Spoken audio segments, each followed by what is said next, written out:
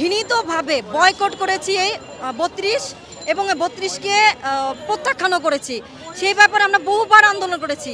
Abdul Muhith sir একটি সুপারিশ করেছিলেন নারীদের ক্ষেত্রে ৩৭ এবং পুরুষের ক্ষেত্রে ৩৫। সেই সুপারিশটি বাস্তবায়ন করার জন্যই আমরা এই আন্দোলনে আছি এবং থাকব। গ্র্যাজুয়েশন কমপ্লিট করতে ২৭-২৮ বছর লেগে যাচ্ছে, সেক্ষেত্রে ৩০এই আমি ইনভ্যালিড হয়ে যাচ্ছি এবং চাকরির প্রস্তুতি নিতে পারছি না। এখন ৩৫ যদি করা হয় সেক্ষেত্রে আমি চাকরির প্রস্তুতি নিতে পারবো। আমরা এই দাবি মানি না।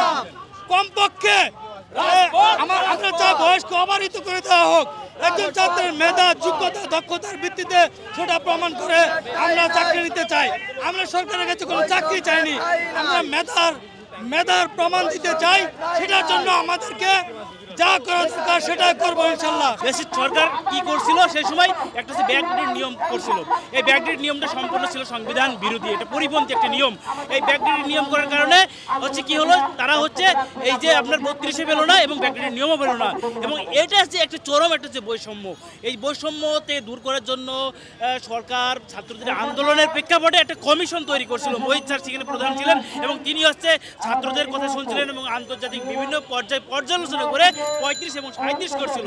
সেটাকে ওভারটেক করে, সেটাকে নগ্ন হস্তক্ষেপের করে সেটা কি করলো, সেটা ৩২ করলো। আসলে ৩২ তো চাওয়াই হয়নি। রাজপথে যখনই আসতাম তখনই আমাদেরকে পুলিশ প্রশাসন দিয়ে তারা আমাদেরকে পিটাতো, মারতো, মারধর করতো, মাইক কেটে নিত। আজকে কেন পেশিবাদের আমলের যে সংস্কৃতি বিরাজমান ছিল সেই সংস্কৃতি আজকের বাংলাদেশে কেন এখনো বিরাজমান থাকবে, আমরা সেটা রাষ্ট্রের কাছে দেখতে চাই। আমাদের মাইক কেন ফিরিয়ে নেবে পুলিশ প্রশাসন? আমরা চাই আমাদের গণতান্ত্রিক যে অধিকার আমরা চর্চা করছি, সেই চর্চায় পুলিশ প্রশাসন বা রাষ্ট্রের কাছ থেকে কোনো ধরনের হস্তক্ষেপ তারা করবে না। যদি এভাবে যদি আমাদের যে কথাগুলো যদি রাজপথে যদি আমাদেরকে বলতে দেওয়া না হয়, তাহলে কিন্তু আমাদের এই শিক্ষার্থী সমাজ সেটা মেনে নিবে না এবং আমরা নতুনভাবে শিক্ষার্থী সমাজকে নিয়ে আবারও আমরা আন্দোলন সংগ্রাম জমিয়ে আমরা রাজপথে বারবার আসব। মনে রাখবেন, এই রাষ্ট্র এই কোনো অধিকার কোনো পর্যন্ত কেউ আজকে যৌক্তিক কোনো দাবিকে আজকে কোনো মানুষ আজকে দমিয়ে রাখতে পারে নাই। আমরা দীর্ঘদিন যাবৎ অর্থাৎ ২০১২ সাল থেকে আজ অবধি আমরা অত্যন্ত শান্তিপূর্ণভাবে মাঠে আছি। এর মাঝখানে অনেক কিছু হয়ে গেছে। আমরা আমাদের ছাত্র প্রতিনিধিদের সমন্বয়ে আমরা যখন প্রধান উপদেষ্টার কার্যালয়ে আমাদের ছাত্র উপদেষ্টা কথা বলেছে এবং সেখানে সরকার অর্থাৎ বর্তমান সরকার একটি কমিটির সুপারিশ করেছে, যেটা মুহিত স্যারকে প্রদান করে একটি কমিটি করা হয়েছে। সেই কমিটিতে চাকরিতে আবেদনের বয়সসীমা ন্যূনতম ৩৫ ছেলেদের ক্ষেত্রে এবং মেয়েদের ক্ষেত্রে ৩৭ করার কথা, অর্থাৎ সেখানে সুপারিশ করা হয়েছে।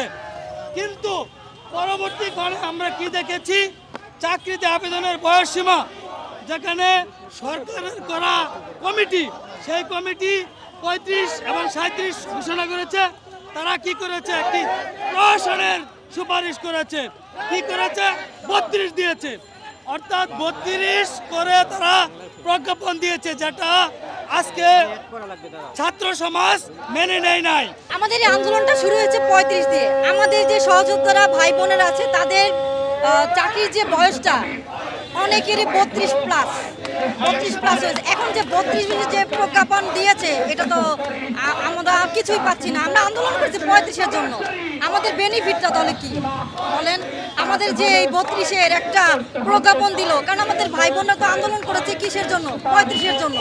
কারণ আমরা তো নিজেরাই কিছু পেলাম না। তাহলে আমাদের এই আন্দোলনটা তো সফল করার জন্য আমরা আবারও মাঠে আসি এবং মাঠে থাকবো।